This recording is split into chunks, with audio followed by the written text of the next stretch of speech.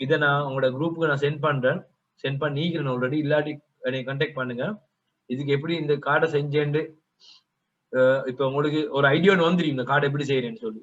பெரிய வேலை ஒன்று இல்லை, சிம்பிள் தான். நான் இப்போ ஆல்ரெடி கார்டை செஞ்சுக்கிறேன். இது எப்படி செய்யறேன்னு ஒருத்தர காட்டுறேன், நீங்க பாத்துக்கோங்க. ரைட். இப்ப நான் ஃபர்ஸ்ட்டுக்கே சொன்ன மாதிரி card size, business card size 92க்கு 90க்கு 52 தான் நார்மல் கார்டு. இது 53 சைஸுக்கு இது இருக்கு. 52 53 நோ ப்ராப்ளம், ரைட்.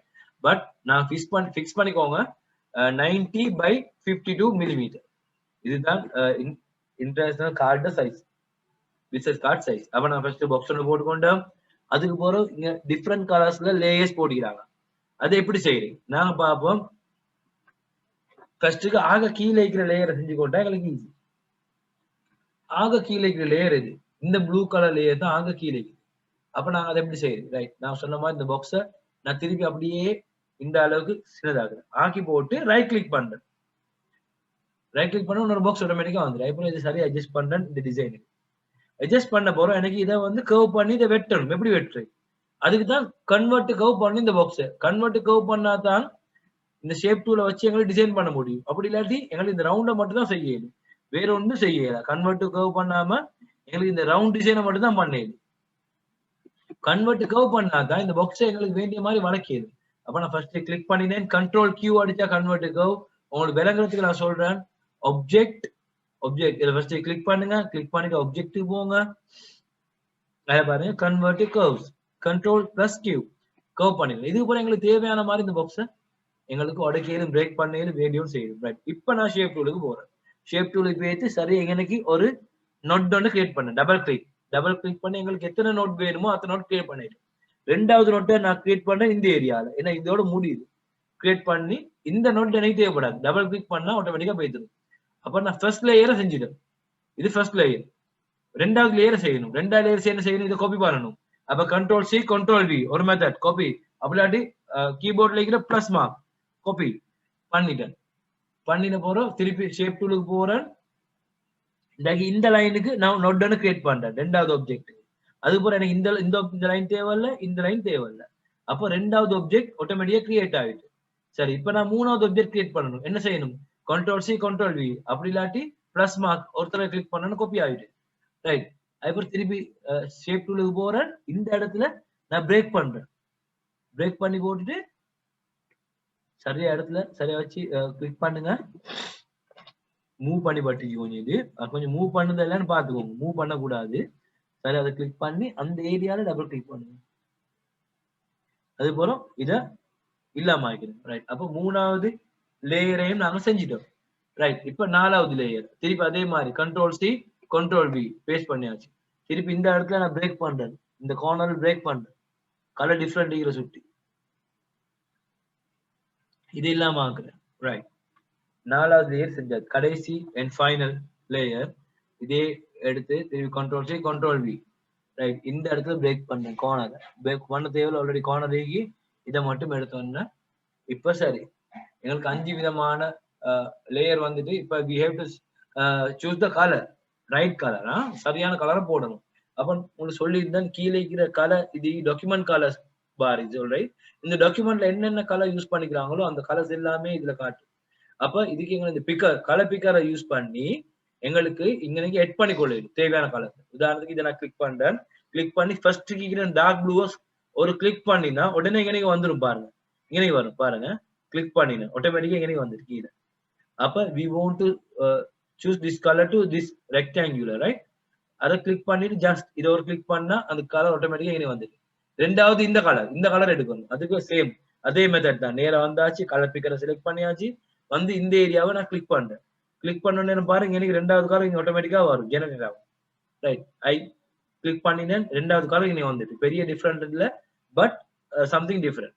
அதை நான் செலக்ட் பண்ணிட்டு இந்த கலரை கொடுத்தோன்னா ரெண்டாவது கலர் இந்த பாக்ஸ் கலரும் இங்கேயும் வந்துச்சு. மூணாவது இந்த கலர் எனக்கு தேவை. அதே ஸ்டெப் தான், கலர் பிக்கரை செலக்ட் பண்ணினேன், இந்த கலர் ஏரியாவை ரேஞ்ச் செலக்ட் பண்ணினேன். மூணாவது கலர் ஜெனரேட் ஆகிட்டு அந்த ஆப்ஜெக்டை கிளிக் பண்ணினேன். மூணாவது கலரை கிளிக் பண்ணேன், மூணாவது கலரும் வந்துச்சு. இப்ப நாலாவது colour same as like that click பண்ணினேன். நாலாவது கலர் எடுத்தேன் வந்துட்டு அது போல இந்த ஆப்ஜெக்டை கிளிக் பண்ணினேன், கலரை மாத்தினேன். அஞ்சாவது கடைசி லாஸ்ட் அண்ட் ஃபைனல் கலர் பிக்கரை செலக்ட் பண்ணேன், அஞ்சாவது கலர் செலக்ட் பண்ணினேன், அஞ்சாவது ஆப்ஜெக்டை செலக்ட் பண்ணி கலரை மாத்தி ரைட். அப்ப 5 கலரை மாத்திடுறேன். அதுக்கு போல இப்ப எங்களுக்கு அவுட்லைன் கொடுத்து இந்த அவுட்லைன் எங்களுக்கு தேவையில்லை. அப்ப எல்லா ஆப்ஜெக்டையும் செலக்ட் பண்ணியாச்சு. இங்க அவுட்லைன் சிஎம்ஐக்கு ரைட்டுக்கு போயிட்டு ரைட் கிளிக் பண்ணியாச்சு.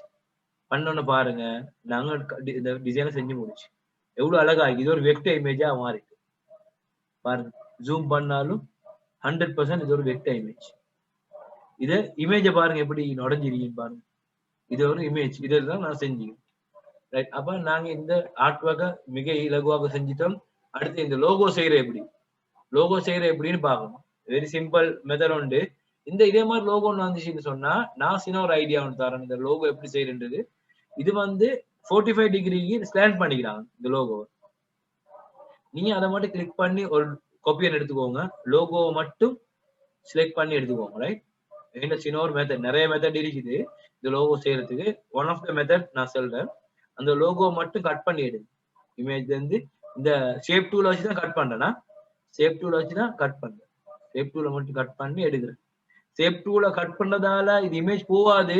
நான் திருப்பி நான் இதை பெருசாக்கினா அந்த இமேஜ் எல்லாமே இருக்கும். இமேஜ் அங்கிருந்து போறன்னு அர்த்தம் இல்ல, அந்த ஏரியா மட்டும் நான் செலக்ட் பண்றேன் ரைட். செலக்ட் பண்ணி எடுத்தாச்சு.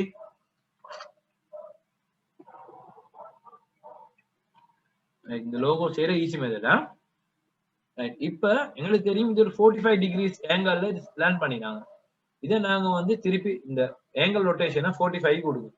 கொடுத்தோன்னா சரியா இது ஒரு பாக்ஸ் டைப்ல வந்துட்டு இப்ப இந்த இந்த இந்த இதை வந்து இலகுவாக செஞ்சு கொள்ளிடும். மிச்சம் அலட்டு தேவையில்லை.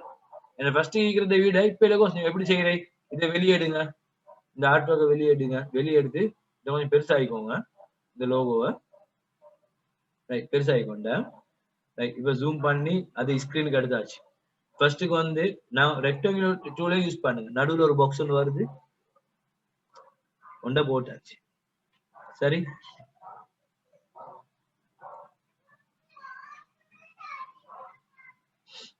மூணு பாக்ஸ் வருது, 2 3 ரைட். இந்த மூணையும் பெரலா செய்யறதுக்கு மெத்தட் வலிக்குது. மூணும் ஒரே ஈவன் லெவல்ல இருக்கிறதுக்கு அதெல்லாம் கொஞ்சம் அட்வான்ஸ். அதை நான் உங்களுக்கு பிறகு சொல்லி தரேன். இப்போதைக்கு நீங்க கையால 3 செய்யுங்க. 3 செஞ்சுட்டு உங்களுக்கு என்ன டொப் எலிமெண்ட் பண்ணி கொஞ்சம் அங்கிட்டு ஆவிச்சுன்னு சொன்னா நீங்க காப்பி பண்ண அங்கிட்டு ஆவிடுங்க. இது கொஞ்சம் மேல பேதி கீழே பேதிக்கும் தெரியும் தானே. அப்படின்னு சொன்னா இது ரெண்டும் செலக்ட் பண்ணுங்க. செலக்ட் பண்ணி 3வது செலக்ட் பண்ணி இதுக்கு டொப் எலிமெண்ட் பண்ணா சரி டி 3 செலக்ட் பண்ணி டீயை கிளிக் பண்ணா 3 வந்துட்டு ரைட். இப்ப எங்களுக்கு தேவை அதை அப்படியே காப்பி பண்ணி ரைட் கிளிக் பண்ணி கீழே வைக்கிறேன் இந்த ஏரியாவுக்கு ரைட். அவ்வளவுதான் ரைட். இப்ப நான் செய்ய வேணும் என்னன்னு சொன்னா 2 செஞ்சுட்டேன். இதே மாதிரி அப்படியே எல்லாத்தையும் செலக்ட் பண்ண 3 செலக்ட் பண்ணுங்க. 6 செலக்ட் பண்ணி அடிச்சு பார்த்தா பாருங்க 6 செலக்ட் பண்ணியாச்சு. திருப்பி ஒரு காப்பி கண்ட்ரோல் சி ஒரு காப்பி பண்ணி எங்களுக்கு இதை வந்து ரொட்டேட் பண்ணி இப்படி இந்த மாதிரி ரொட்டேட் பண்ணிடு. இப்படி பண்ணி இப்படி பண்ணுங்க ரைட். ரொட்டேட் பண்ணாச்சு. கண்ட்ரோலை பிடிச்சி ரொட்டேட் பண்ணேன் ரைட். இப்ப எங்களுக்கு தேவை இந்த தொங்கல் இது வந்து கனெக்ட் ஆகுது. இந்த தொங்கல் இதோட கனெக்ட் ஆகுது விளைஞ்சா. இந்த தொங்கல் இதோட கனெக்ட் ஆகுது. இந்த தொங்கல் இதோட கனெக்ட் ஆகும். இவ்வளவுதான் லோகோ. லோகோ செஞ்சு முடிஞ்சு சிம்பிள். இப்ப இந்த லோகோட கலரை பாருங்க. லோகோ கலருக்கு நான் சொன்ன மாதிரி அந்த பிக்கரை யூஸ் பண்ணி கலரை செலக்ட் பண்ணுங்க. எக்ஸாக்ட் கலர் அதே கலர் வந்துடும். மண்டே போட்டு உடச்சு கொள்ள தேவையில்ல. கலர் சரியா அந்த அதே கலரை செலக்ட் பண்ணி எடுத்துக்கோங்க.